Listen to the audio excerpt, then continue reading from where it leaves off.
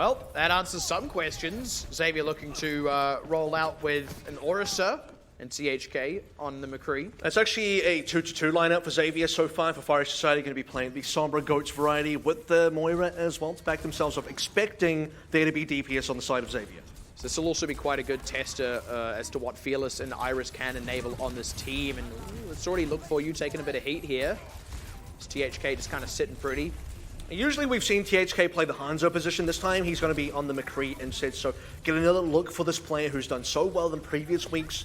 He's been finding key picks against some very good teams. Oh, there it is. Well, I mean, it's the Lone Fills that gets it, but it is a Hanzo, if nothing else. And I mean, this is what Xavier's comp can kind of do. It can just kind of sit on the point here, and it's up to Fiery Society to contest. They now have to do so without the Sombra. That's a really great bump, and the few members still up on, I don't know, the outskirts of the well just get absolutely drilled down by the spam damage. And for Fiery Society, they're looking to get Red and Evil on a bit of a flank here. They're looking to do some extra damage to get this EMP online. However, you can't be too close because you are going to be susceptible to a flashbang from THK. You're going to get shot down by Lone Fills. And for Xavier, they've got a decent comp for shutting down a Sombra. However, it does become a problem once EMP does come online, which should be soon. But Fiery Society are looking at a deficit on the objective as well. I'd also like to see Fiery Society not dive directly over the well this time. You've got to expect an Orisa halt when you do that. Just looking how they're going to be rotating around the point as Dragon Strike does come through. Do like that from Xavier, just kind of moving back, giving space and throwing the Dragon Strike out. But Iris did a good job of also zoning with the Coalescence. However, now that that is over, Thea lands a huge bio grenade. It kills Fearless. It lands on Look For You and Iris. Xavier committing big into this fight. In spite of the EMP, they had a sound barrier. They're trying to leverage that advantage, and having found Satchok, now Look For You and a sleep on Red and Evil, just for good measure. That will be Xavier re-grabbing the point. And by the way, Fire Society committed the EMP on a 5v6 scenario, so they're looking to try and turn things around. They actually got the point slightly during the middle, that 22 now to 36. But because Fire Society, look, they didn't quite have the other ultimates available. Xavier had banked up quite a few. They used both Sound Barrier and Nano Boost to counter out the effects of the EMP, which Fire Society were not really in position to take advantage of either. So it ends up not being that much of a favorable fight. Going to be swapping off the Sombra as well, back onto the Zarya for Red and Evil. It's good patient play out of Xavier as well, just being able to willingly back off, cede the point essentially, and just wait for the right moment to re-engage. Unfortunately this time, however, might not find that moment. Satchok able to get a lot of work done on the back line, and a few more members getting picked off on the front line, and only the one counter trade. So Xavier, honestly, just going to have to give this one away. A little bit of a shame that Iris goes down because he did just make a swap. And Satchok got a lot done there. Usually you'd expect him to be forced to use Primal Range. He jumps in, eats a lot of damage, has to use the ultimate, and that's why he plays aggressive, because he knows he can bail himself out. However, he gets to go in, pick up 2 kills, saves the Primal Range for the next engagement, and now Fire Society, after flipping this one over, they have a little bit of a deficit to kind of come back from, but otherwise, they're in a much better spot than they were in before. There's now a few swaps on the Xavier side as well. They've lost both their DPSs and had to reset their results. They're going to go ahead and throw down the Supercharger and the Dragon Strike together, try and get some mileage out of that, but the Dragon Strike doesn't really do much. That's not where Fiery Society were looking to take the fight anyway. Satchok was more or less around the side on the point with the Primal Rage running, and this has honestly been good mileage for Fiery Society. Wouldn't be surprised if Queen and Lone Fills are planning to swap here. And this is how, okay, he was saving the Primal Range from the previous fight, ends up being able to use it this time, gets a decent amount of damage done, gets rid of the Supercharger very early.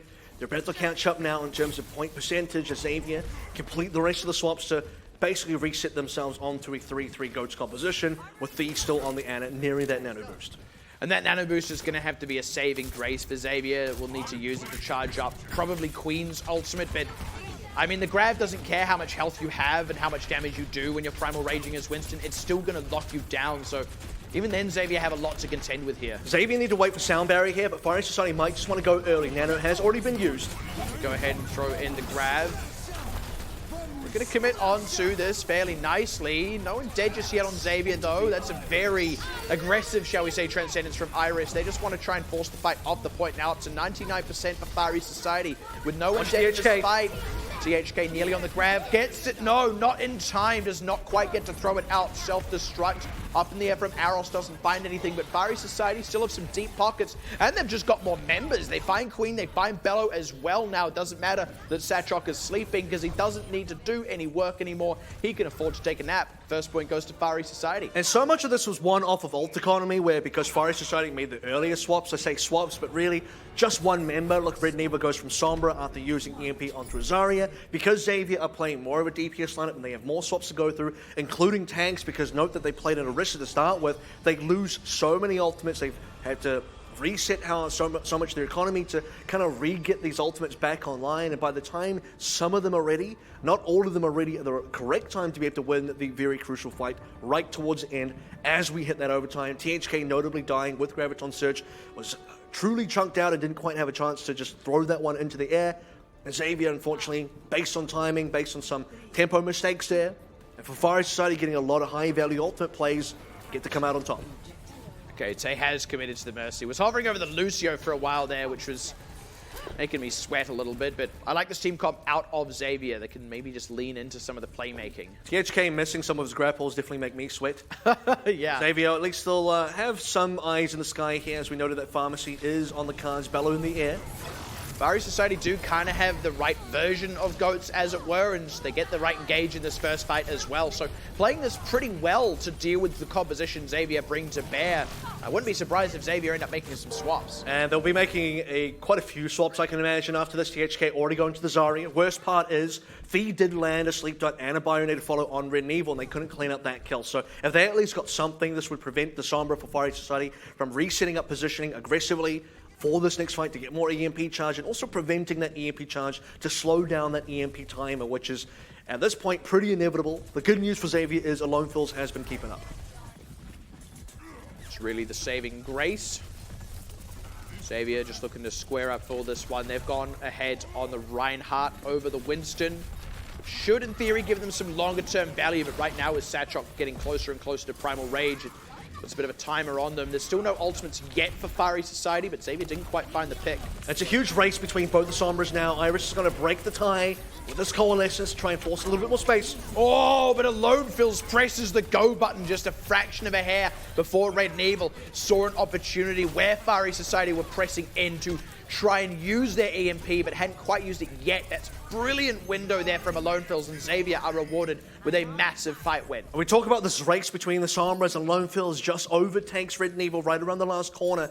Red Evil's on about 98, 99%, so couldn't quite respond in time. Also, Iris had just used Coalescence, which instantly gets cancelled out by the hack coming through from Alone Fills, so gets a huge 6-man, big fight win for Xavier. And now they get to roll into these other ultimates. However, the EMP for Fiery Society gets used. It's 3 members. They need to be able to finish at least one of them off. Otherwise, this is not going to get the value. And by now, it's mostly expired. Xavier members are still low. Queen will end up going down, and that was with an Earth Shatter. But it's only 1 kill, and Fiery Society had a big ultimate advantage coming into this. Even if Xavier now walk away with late commit. It is actually a late commit out of THK. They might have started turning things around. They got a sound barrier, but no, Tay's hacked out. He can't use it yet. Ends up going down. And if it hadn't been for that, Xavier would have walked away with more ultimates available for next fight. Now, I think they still might, but it's a lot less than what they would have. And I think the game plan was pretty clear for Xavier. They knew that, okay, even with Queen down, we have some pretty good firepower. We can grab here, get in trouble, we use the sound barrier. However, Red Evil, this manual hack, finds Tay, and that's a critical member to be hacked out. This fight, though, Red Evil's down super early and look for you to join him. I mean, that's just an easy wash here for Xavier, who, like I said, still ended up coming in with at least a lot of good ultimates to use, but didn't need them in the end. So now Xavier, honestly, pretty happy with where they're sat, even though they're behind on percentage. Well, they're actually decent, got a decent amount of ults here. They have the EMP Shadow Combo, which should drive up THK's ultimate, assuming they win this engagement. Fearless and Iris do have ults as well to counter, so they need to be very careful in that regard. Aros really has to do a lot of work shutting down especially the biotic grenades, because that can hamper especially the Zenyatta ultimate if it lands on the right members in the right time. So we'll be seeing the EMP possibly come out on the tank line, most important, because you do need to land the Shattuck here. That would probably include Aros. Grab comes down first. I think it misses. Yeah, not the hottest. THK. Iris is going to use the Transcendence. Now that's EMP from Alone Fills. Very quick clean up after that point. So again, Xavier just happy to lean into the ultimates they banked up. They end up using 3, and They don't quite charge another full grab, but it's pretty close. But the timing's important because we're at 90% now for Xavier Esports. They only need to win one more fight. Alone Phil's nearly picked up Irish there as well. That would have given them the 6v5. They still have the Shadow available. Correction, they used 4, and now they only use the 1 as the Shadow comes out. There has been a run to the point from Far East Society. I believe Fearless has done that, but he's going to lose his life for it and was hacked out as well. So couldn't even Sound Barrier just to extend his own life. Shadow out from Satchok, but he's low. He's still pressured. Ends up going down to the right click before he even gets bumped off the edge. And Xavier with the grab off to the side of the point. THK charging that up nice and fast. Looking to tie things up here by winning Ruins. And both teams now, both Sombra players, in fact, have been finding really good manual hack targets this time around. You needed to see Fearless stay alive. Yes, he will contest the point. He needs to trigger this overtime, but once that happens, you're relying on the Sound Barrier to A, save him, but also give his team the staying power required to actually fight on this point and contest it properly. If that's removed, suddenly Far East Society have a lot less options. You can start to see that after that initial engagement where Xavier will force off most of their player roles, they'll force off most of their heroes. Alone Phils gets to stay on the Sombra, remains competitive in terms of ultimate charge, and off the back again of that one quick EMP fight that Xavier do win, they've been snowballing from that point onwards. And look, here I think Xavier have just kind of gone, we don't really need to pull out any tricks. We don't need to do anything other than just play a solid Sombra 1-2-3. So they're just going to lean back into that. Far East Society not even going to bother trying to match the Sombra this time. And this time they are feeling a lot more confident, at least in terms of putting Red and Evil back on the Zarya. I noted that he had a pretty decent Zarya last week. He'll need to show that performance again up against Xavier in this tiebreaker round of Ilios. This is also on the Zenyatta, I believe. We've only seen him on Ana so far, so that's also a slight change of pace for him. But Far East Society get the rotation onto the point. Xavier are really just wanting to charge up the Sombra ulti before they fight anyway. And this is why Far East Society can aggress the point so early, because they know that Xavier will have a hard time contesting. In fact, they don't even really contest, which gives the point over straight away. Now Far East Society can actually win a fight. They should be able to extend out at least a decent amount of percentage before Alone Phils has an EMP that he can commit to a fight. And we're still looking at that time, a 70% now. How much of the percentage point on the objective will you be giving up until this EMP is actually available? You can also see the spy checking. Look for you as looking for potentially positions that Alone Phils wants to come in on. And that EMP can also be cancelled as well. Probably looking like about 30% at this rate before Alone Phils commits in, and that's also assuming that Xavier actually win the fight. That's a good connection, but Iris has been able to charge up a Transcendence, so Satchok can just sit pretty and swing the hammer, put the pressure on all those Xavier members trying to come in and follow up. THK wants to go ahead and commit a grab, and admittedly, there's no more Transcendence. There is a Sound Barrier. Fearless does hesitate on the commit, so they do lose Red and Evil, but they still get the better end of the overall trade. Xavier did not get anything close to what they needed off that. And the big problem there is, unfortunately, Alone Phils just throws his Translocator in directly in the line of sight of Far East Society.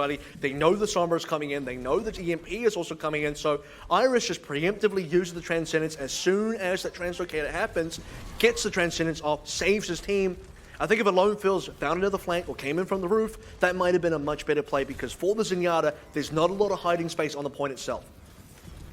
Far East Society also have way more ultimates available, and that is a sick headshot from Iris. I mean, Xavier are so far behind. By the time they're ready to fight again, we're probably in one-fight territory. Good pick, though, onto Iris. Xavier are going to push in on that, and I think rightfully so. Even if they lose this, they've still got a bit of time, and Far East Society have to commit ultimates here. They have now done so. Xavier have also done the same, though.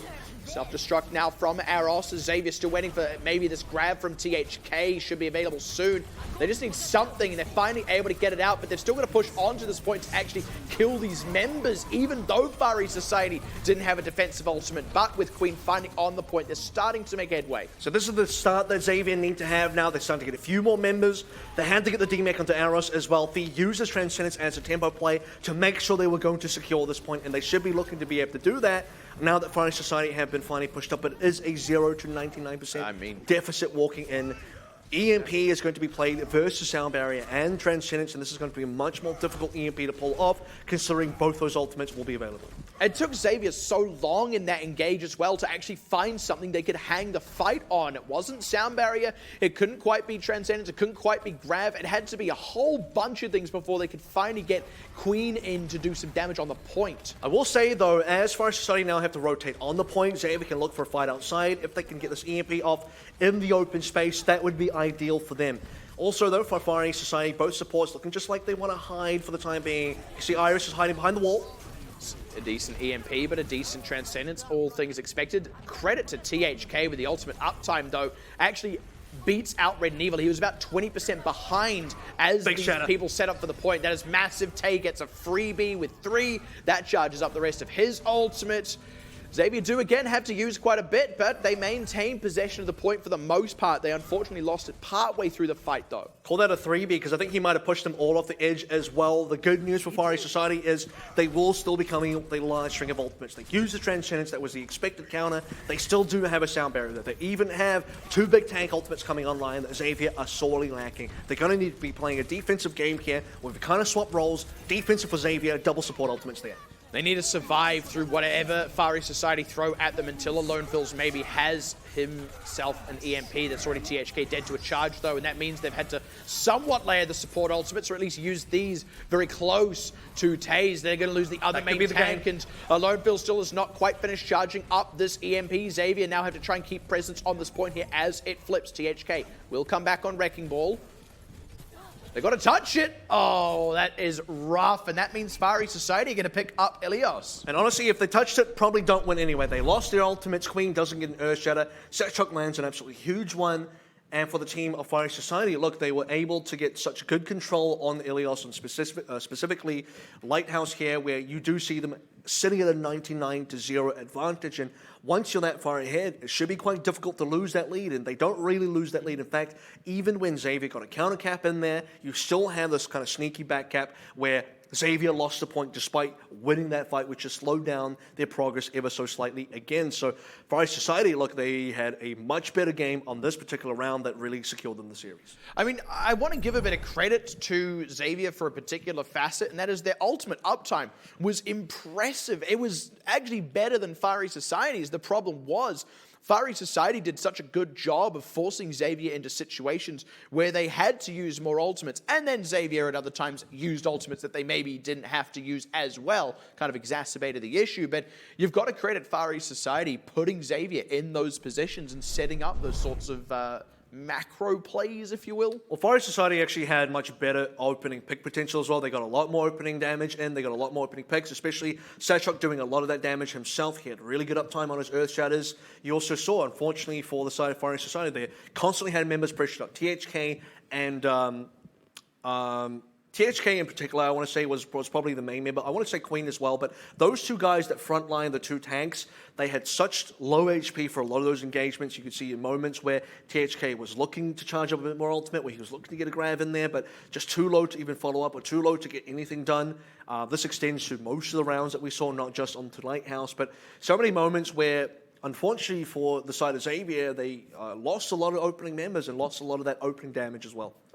It was interesting, to say the least, but what's more interesting is that we are now in a situation where Fiery Society did take this first map. I mean, it's as much as it's not like a totally unexpected result, it's, you know, this isn't a massive upset necessarily, but it is still, you know, on balance, we felt Xavier should have been the stronger team, but now Fiery Society have demonstrated they can really take it to Xavier, and Xavier aren't just going to be able to walk over this one. Well, what I think is important for Fiery Society is when they're leaning more into the 3-3 goats, the more standard versions, where you get to have Red and Evil in the zone, you get to have Sachok specifically on Orion, which is his best hero that he's shown so far. That's when they're at their strongest, and if they can just keep leading into this kind of composition, that's where they're going to find the most success. And I think in the case that we just saw in Ilios, that's why Lighthouse was in 99-0. That's why it was their most dominant round, because it was the round they just started on a 3-3 goats. They didn't muck around with the Sombra. They didn't muck around with any other picks. They knew that this was going to be their best comp. They had the best win rate on it, and they executed on that. Whereas you see, for the side of Xavier, unfortunately, we already talked about this, but took too long with the Sombra, couldn't quite find the plays, didn't know how to approach the point, and lost so much point percentage and so lost so much time that it was very difficult to come back. I mean, that's the risk of Sombra inherently, is if it takes you a bit longer than you would like to charge up that EMP, you probably lose the point to begin with, even though you haven't taken a fight yet. But then if you do go on to lose the fight, when you're finally ready to take it on, then suddenly that Sombra has got no real value for you. So now we have to see, coming into map 2, what the comeback is going to be for Xavier, if it will be Fiery Society continuing their lead. Next game mode is going to be Assault, so let's go ahead and take a look at that. Welcome to Hanamura. This is Assault. 2 teams face off as either defenders or attackers. the attacking team has a limited amount of time to capture 2 objectives. First A, and then B. To capture an objective, the attackers need to stand within its range for a set amount of time. Defenders can delay capture progress by also standing in range. To resume capture, the attackers must force the defenders off the objective by any means necessary. If successful, they score 1 point and gain additional time on the clock. Now the fight moves to objective B. If even one attacker is on an objective when the clock runs out, the game enters overtime.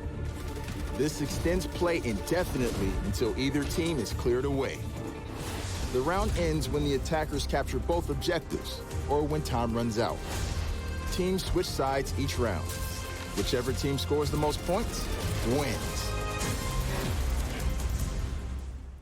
And Assault for this week will be on Volskaya Industries, and now I'm going to be very curious about how teams want to approach this one, expecting in some capacity that Fire Society will be leaning back into the 3-3 again. Very good for this map. Yeah. In some capacity, maybe on point A, you will have Xavier flexing onto DPS, but how they approach point B is going to be even more important because that's not a likely place where you want to be running Sombra. So at some level, they'll need to be playing a lot of 3-3 themselves, and maybe it would be good for them to kind of try and meet Fire Society in that mirror instead.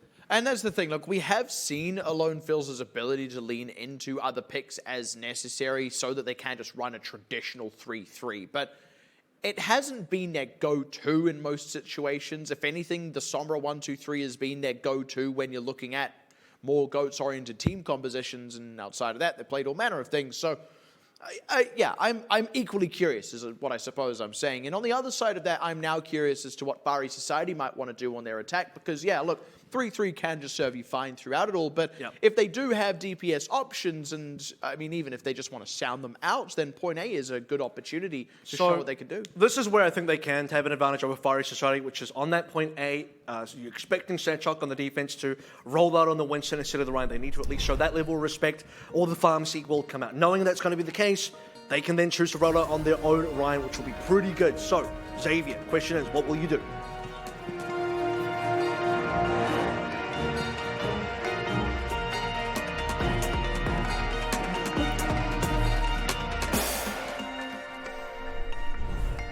Well, the answer is Fire Society going to roll out on a Reinhardt on the defense. Respect not given. So we'll see if Xavier, once they see that the Ryan is on the defense, whether they opt for Pharmacy or whether they will just kind of take the gentleman's agreement here and push in with the Sombra Goats with the Ryan as well. Looked for a moment like Tay was maybe considering it, but he just wanted to taxi V. So we'll see how the first push goes. And I wonder if maybe... Super aggressive. I do like that from Fari Society, trying to hamper Xavier in the rotation. Oh.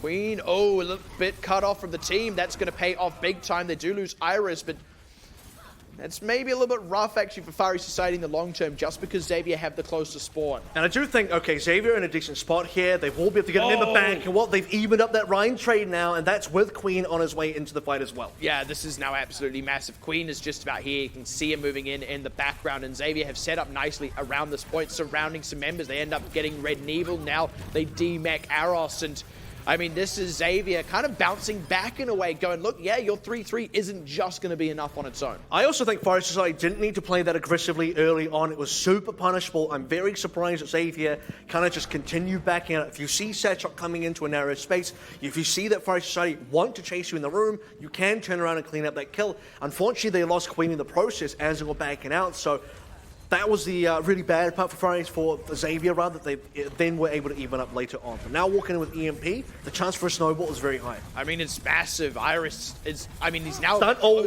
my goodness. That's so massive. Never mind everything. Look for You has made it work. They do still get a kill, though, to open things out. Iris does now have Transcendence, and it is going to need to be popped as this fight continues. You see THK coming up on a grab. He's now going to wait out that Transcendence first, and there it gets committed. Fearless does not quite have the sound barrier yet. Finally has it, will throw it out now, but Xavier have not lost a man yet. It's a big shadow coming through from Sadchuk though, can't quite follow up yet. Yeah, nice stun just to delay that for a second, but as soon as that's expired, he charges out Tay, and in the meantime, Thee did get picked off as well, and that's probably just enough to take the wind out of Xavier's sails here. And the second time that unfortunately Alone Phil just kind of telegrams this play a little bit too obvious, walks into the middle of the point, he's already been detected, he's already taken damage, he's just kind of shown Fire Society exactly what he wants to do. They know that EMP is online. Look for You finds the easiest stun of his entire life to cancel out an EMP, and Xavier, once they lost an EMP, it looked like it was going to be pretty dicey. They do still come into this next fight, though, again with an advantage, perhaps an even bigger one, because they'll have EMP, and this time Fearless and Iris aren't even close to ultimates. We need to see him commit this one properly, Alone Phil's that is, so he's going to go Invis first, look for the correct angle, not get spotted out too early. Likely Forest Society hasn't detected that there is an EMP yet, and they do get caught. There it goes. Aros does throw in self-destruct. That will buy a bit of space, but not anywhere near enough as Xavier just storm onto the members that they can find and pick off most, if not all of them. Alone Phils does go down to the counter trade, but Xavier still has so much pressure here. They're still picking off members, and they had already got that first third as well. So this one push is kind of extension of the original snowball and ends up being what's looking like enough to close this one out as soon as Fearless gets finished off. And part of the only reason this kind of works for the side of Xavier is the fact that they, despite not getting the original EMP off, they had other ultimates coming online as well, which those ultimates then forced responses and counters from the side of Fiery Society, which once those got expended, didn't quite have the quite responses again once the next EMP came through. And that's really the key thing here, because a lot of teams wouldn't have that second EMP up for that second fight. Alone Phil's died super early, still managed to get another EMP in record time, and because he has that, Fiery Society completely caught out, not knowing that it was going to be there. Most teams, again, wouldn't expect it to be there, so they weren't in a position where they could just spread out effectively, they could put themselves in a better position.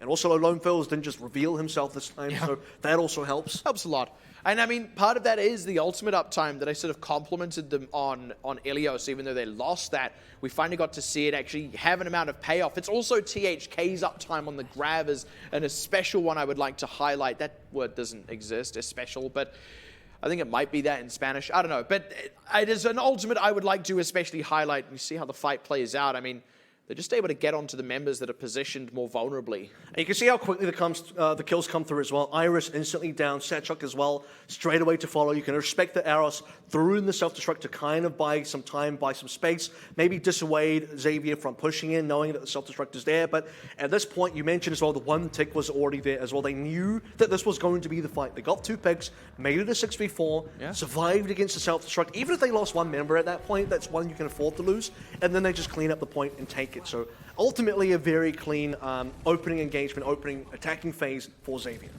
Speaking of opening engagements, once again, they're rolling out on the Sombra, which means this first fight is actually Fiery Society's best opportunity to push on to the point. And you're looking at Alone Phils again, 31% so far. Bionate land on Fearless as well. Fiery Society getting slowed down here, and they need to be able to rotate cleanly, because the faster they get on point, the faster they force an engagement, the less time Xavier has to get their ultimates up. And that Bionate has to be committed onto the friendlies for these, so that's slightly less slowdown on this next part of the rotation. Fiery Society are able to pressure out the point, and Xavier are just going to have to start responding. And this is where, okay, Xavier's still looking for EMP. They have to fight aggressively now because it's being forced from them.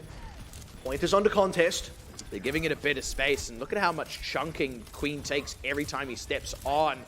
That's allowed Fiery Society to pick up a third already. Alone Phils isn't quite there on the EMP, and now Xavier just going to have to keep bodies on here. They're giving away too much. They need Alone Phils to get this EMP. It's taking too long now. Finally has it. This has to work. They've gone so all in. Tay's already down as the fight starts. The EMP is big, though, and Xavier are there to connect, to follow up, to convert the kills. 86% given over, though, is definitely not comfortable. And I think for Xavier, you can't just rely on getting this EMP early. That's not going to happen for the most part. You need to rely on actually being able to stand on this point, contest it yourself, and be able to kind of fight even 5v6 if required. But it's not even really a true 5v6. You can still have Alone Phils on a flank doing damage, getting a manual hack in. You can hack out Sadchuk. That's going to give your right an advantage. And Xavier can still find these plays and not be so passive. They will at least have other ultimates now to defend this last third. Thing is, so will Fiery Society. Nice sleep on Aros, again, in terms of just slowing things down. And it's also in a vulnerable spot So Far East Society have to keep the shields up for a moment. I'll tell you what, they're definitely not going to be waiting for the EMP this time around. They've only got one tick, so they can't give anything up. Going to throw the grab down first, trying to get the damage in on Red and Evil, but there is a Transcendence now counter grab, and no Transcendence available for Xavier. Stun onto Tay stops the sound barrier, so Far East Society might have just got enough work done here. This needs to be a very high value nano boost, but it's already mostly run out, and Queen has not been safe enough to stand up front and swing the hammer. Now big kill. Just the briefest moment goes down very quickly. Alone Phil's finally gets the EMP, does commit it onto all 6 members, but there's just no one left alive to get the damage. And importantly, Satchok survived that entire time. You can see how much pressure Xavier was trying to put on top of him. And that's Far East Society. Look, they managed to keep the Earthshatter still. He stays alive without having to use the Earthshatter. He ate a lot of hacks there. He ate a lot of Bionades and other abilities, but now Far East Society looking to maybe snowball through this one. Xavier do have some defense available. Sound barrier at least buys them some time. That's a nice shatter out of Queen as well. Far East Society just kind of walked into that one. Aros gets one back with the self-destruct, but not a good enough trade. I was about to say Xavier might have wished they'd held on to EMP, but they kind of rescued that situation. And honestly, they used EMP in the last fight. That's acceptable because you aren't trying to save A, and you were maybe in a position where that could have worked. This time around, you needed to find another miracle play. It had to come through from the Earthshatter or from something else. And the Earthshatter does land, gets all the members, or at least all the important ones, and Far East Society, that's their entire snowball now ruined. And Satchok used the Shatter as well. Yeah. This is now where Xavier can just kickstart things. This is a really funky grab spot. I like this. There is no opportunity for Far East Society to push back against it as that platform drops down. A little bit cheeky there from THK. And again, this is just Xavier trying to jumpstart the ultimate engine. Also finding the angle to get the Bionade on there as well to secure those kills, make sure that no long-range healing can come in. Far East Society now, it's 2 in a row, and unfortunately, what that does mean is another EMP is going to be available for Lone Phil. So you can expect here that unless Xavier makes some big mistakes or the EMP gets cancelled or used too late, that Xavier should be looking to win this next engagement as well. You're starting to look at time-back timing as well as less than 4 minutes available for Far East Society. They're definitely not going to be matching THK and Xavier's time anymore. That's really what Xavier are after, to say the least. I mean, really what they're after actually is a full hold here on B, and well, right now they've at least done the groundwork to have a comfortable macro game. Far East Society are just trying to stagger their way in, maybe bait out Alone Phil's EMP. You can see how defensively both supports are playing. They're waiting to see this EMP come through, then they will rush in to save the members. However, Satchok, if he's in a bad place, he might just die. Far East Society looking to press the issue. They just go ahead and commit the grab. They unfortunately can't follow up on it, but it does get the EMP out, answered with Transcendence. That's triple. Nice shatter. Fearless is in there with the save, but it's a lot of pressure on Far East Society, who are now having to back up and give space, but unfortunately half the members are cut off. Good counter shatter though. They found Queens. They might still be able to turn this around despite losing. Look for you. Big charge. They've recovered from what was a potentially dire situation off the back of a wonderful shatter from Satchok. And now Xavier is suddenly the ones trying to rush to this point. Bumped off is Queen. Alone Phil's having to contest for that moment. Queen now getting drilled down with the damage, and I don't think Xavier going to bring much to bear. Even with this grab from THK, can anyone follow up on damage? Bello will have his work cut out for him. Nice shield on the Zenyatta. Bello's already nearly dead by the time he gets down to the grab, and even with the huge biotic grenade, Far East Society stay alive and cap the point. And it's not always the huge Earthshatters that win you the game. Sometimes just getting a couple members down is all you need. And the 2 that Satchok did get, they were cleaned up. And then Satchok finds a charge kill as well. Getting all of this and getting all that kind of pressure and no counter trades coming through from the side of Xavier means, unfortunately, that's going to be a somewhat easy push. It took them a while to get there, but once we saw Far East Society really start to connect with some of their ultimates, get the counter onto the EMP as well. Xavier couldn't find anything with that. Despite hacking a lot of members, couldn't, again, get those kills. That is the important thing here. Far East Society, 2 minutes and 35 on the clock is definitely worse than 4:46 on the side of Xavier, but you got to say, once Far East Society get into a place where they can find a lot of value with their ultimates and other things, they look a lot better in the actual 3-3 mirror. This is where Xavier are presented with an opportunity, though. There's roughly 3 minutes if you assume that A gets capped to fully hold somewhere on B, and then they have just under 5 minutes, well actually it'll be just over 5 minutes if you include the 30 seconds from capping A to get just the third on B, so that's probably the win condition here for Xavier. I gotta check this again because Tay actually had his sound barrier cancelled, so this is an even bigger play. It was an Earthshatter that gets both THK and Tay, who is mid-animation on sound barrier, and then afterwards finds the charge kill into Bellows. So actually, despite this not being what kind of looked like at the time, okay, it's just a two-man shatter. It was probably the biggest two-man shatter you could have hoped for. Especially when you consider Queen went down right as it came out as well. I mean, his shield wasn't blocking the members that got knocked over, but still just a good setup from Far East Society. But like we said, Far East Society now had the pressure on to cap. And this time a clean rotation through that initial doorway as well. They survived against the Bionate, which I believe got eaten up. Queen's on 44, so he did land a pretty decent fire strike. That's all that Xavier have to work with as Far East Society are already on the point. They can't just let the time go. This is a little bit better, though. Hacking asleep on Satchok keeps pressure on, but THK takes a lot of pain, and Xavier are in the same position as they were the first time Far East Society attacked. Tay, though, able to make the play, does trade a life for a life here, but it's maybe an opening for Xavier, who need to get more kills off that, because Far East Society have closer respawns. Shatter goes into Queen's shield. Impressive for Satchok to charge that up so quickly. Oh, they are able to finish him off as well now, so Xavier, this should be where they can push Far East Society off. And Xavier are trying to save ults here. They need as many ults as they can to continue defending, and it seems like they will be able to find the rest of the picks. Nicely done there, Xavier. Really balancing that one on a knife's edge, having to kind of juggle the points, but this time it goes a lot better than last time. And this is all coming off the back of Tay finding that early pick, and yes, he does go down himself, but Xavier get a much better time to recontest once numbers on the Far East Society side are slowly dwindling down. And you can see from Thea as well, we looked at it from his POV, but keeping members alive, such a difficult task on this team. So much damage, again, coming through from Far East Society in these damage trades. Xavier have not been on the good side of that.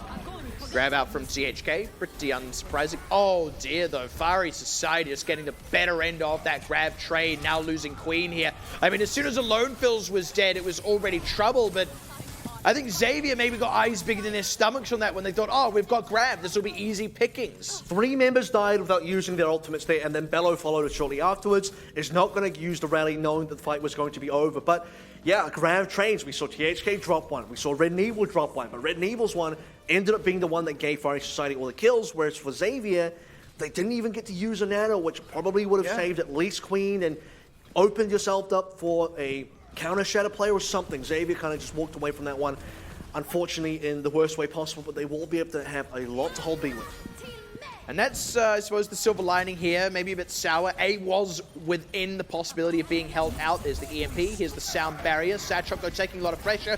And then a shatter to follow it. He's alive. He is alive for now. Xavier do still have a few more ultimates to lean into. Self-destruct up from Aros.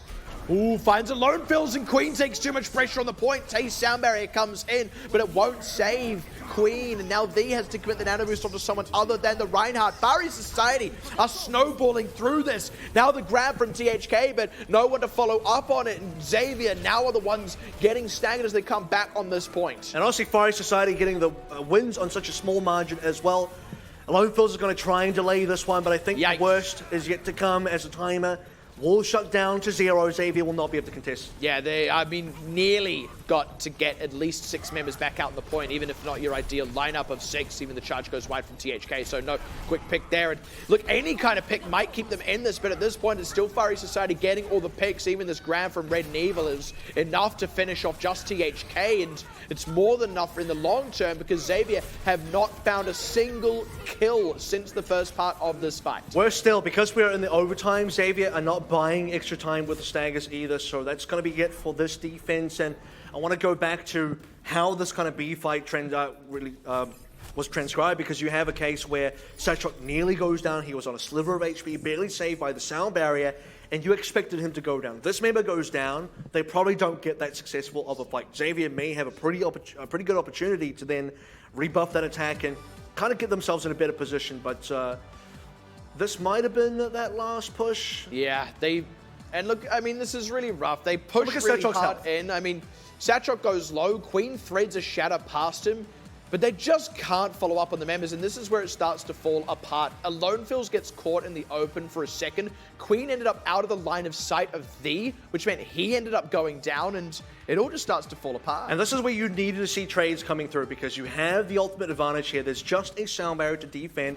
If you don't pick up Satchok, who is your main member that you're trying to focus on, and then you don't pick up any other members either, unfortunately, that is all your ultimates expended. No value there. And Far East Society get to walk on the point, 6 members. They get kills with their ultimates.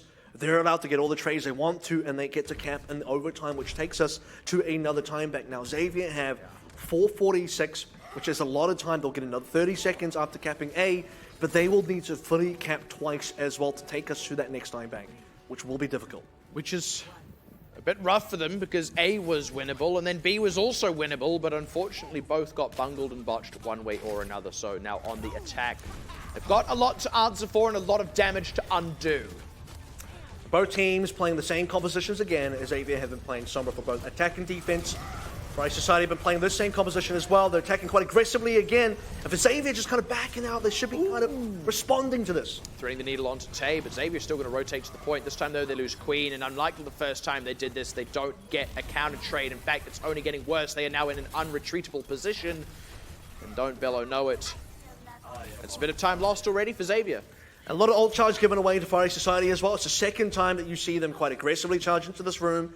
And if you have a rotation going, okay, if you get all your members inside this room and then Fire Society want to aggressively walk in themselves, they have to come in single file. They have to play through a choke. You can turn around there. You can make a turnaround play, even though you only have 5 members in Sombra is doing something else. Now Xavier, again. So yeah, same deal. This one a little bit cleaner. This time they avoid it by running away quite quickly, Yeah. so no one gets caught. So This that's time- one way to get to the point on time. They don't actually go straight to the point, though. I was going to say, otherwise they go to the point with 6 members with Fiery Society pushing onto them, but instead they kind of allowed Fiery Society a bit of time to reset themselves. Well, they're not trying to go to the point. They're trying to get a positioning above the point so they can sort of contest, but mainly give the lone fills the time to build up his EMP. Eventually, they will have to touch the point itself. They are coming online with a couple of ults now. The grab will be a nice one as well. Can help get rid of Iris's Transcendence. Oh, but Aros eats it. Well, I should say THK yeets it and Aros eats it. And it does still get Iris's Transcendence, so credit where it's due. But now Red and Evil has a grab. I think a lone fill got cancelled. Yeah, must have been. I don't see anyone hacked on Fiery Society, and they get that grab out. The unfortunately not able to save Bello, and as the retreat happens, Queen gets left out in the cold. More members of Xavier are going to end up getting run down now as they try and retreat, and Fiery Society walk away with far more ultimates still on the board. Is there any way to throw your ultimates out the window more effectively than that? I guess if Tay decide to sound barrier at the base. Absolute But at this efficiency. point, I mean, Xavier, they lost their grab to a defensive matrix there, but most importantly, you have THK just kind of lobbing it out at long range. Like, you have to expect that a DM is still going to be there to catch you, and then a lone fill is being caught. I assume by look for you here, the EMP definitely went off somewhere, but you didn't see anyone hack, so either he completely missed or he got cancelled. Either way, both those ults completely missed. Oh, Satchok just finds a brilliant charge. Again, just getting aggressive on the rotation. Xavier Esports are absolutely hemorrhaging time at this point. Time, members, ultimates being given away. That 4 minutes 46 has been whittled down so quickly. 151 now, and now you start to be in the stage where even if they cap A, it's questionable whether they'll get onto B with enough time remaining to cap that as well. I mean, at this point, Fiery Society were on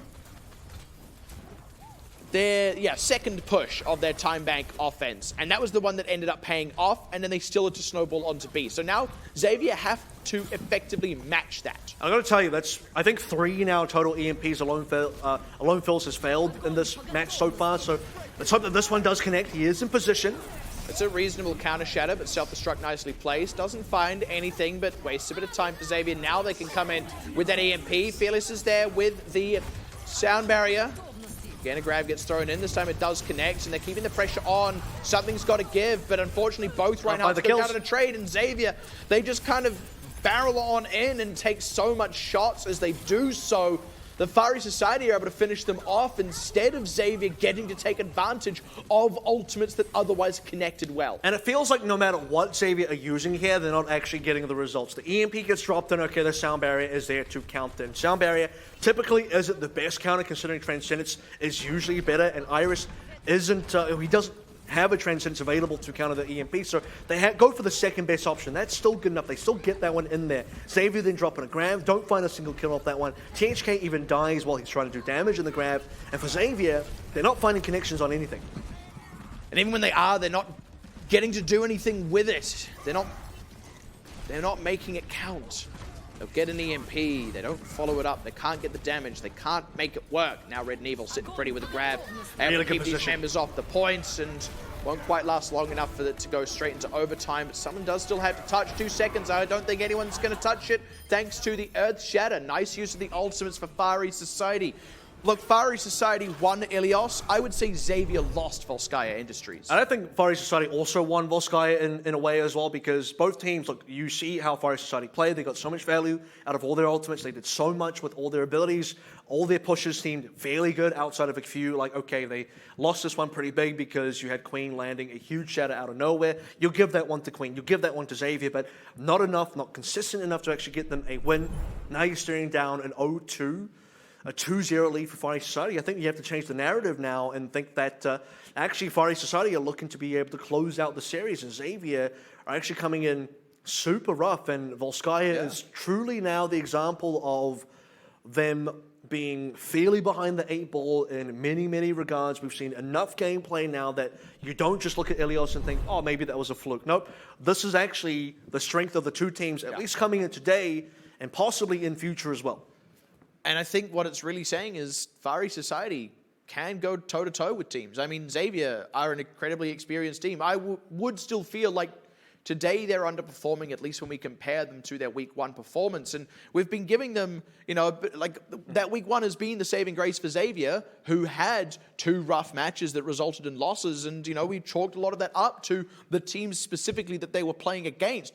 Now you're against a team like Fiery Society, who are at best middle of the pack, and you're losing to that. The thing is, now you have to kind of look back on those early results and think about, okay, Cal, how much can you actually buy into those? Because Xavier beat Jupiter, but Jupiter are quite weak right now. Everyone's beating Jupiter. Currently, Xavier lost to Talon, everyone loses to Talon. That's fine. They got a close 2-3 loss versus Nova, but then Nova lost to Greenleaf. So suddenly, all those week 1 to 3 results for Xavier don't look as impressive. You're starting to see now Fiery Society really pumping themselves up. We are going to go to a bit of a break, though, so we'll come back and talk about these two teams in just a little bit, as Xavier now need to gear up for a potential reverse sweep. Fiery Society up in the lead, 2-0. See you right after this.